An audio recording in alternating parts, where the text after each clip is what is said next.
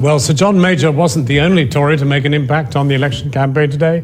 There's been a strange new tale about the Conservative co-chairman Grant Shapps, a sock puppet at his Wikipedia site. Michael Crick joins us live now from blossom-strewn Warwick. Well, this is a complicated story. Essentially, Wikipedia, an administrator, has blocked a contributor called ContribSX. They say it's likely that ContribSX is either Grant Shapps or an associate of Grant Shapps.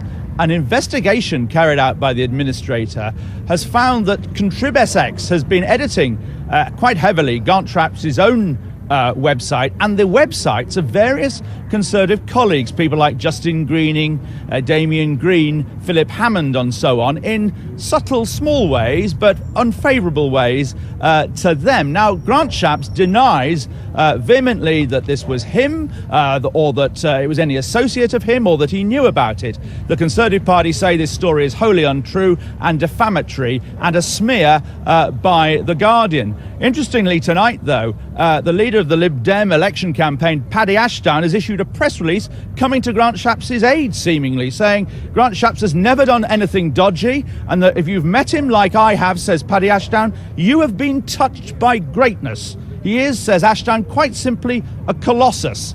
And then at the bottom of the press release it adds, this press release has been edited by ContribSX. Now that's really Grant Shapps' problem, that with this, which story he denies, and other internet activities in the past, such as the story we did about how there were testimonials from people on his business websites from people who didn't seem to exist, he's becoming increasingly a joke in political circles.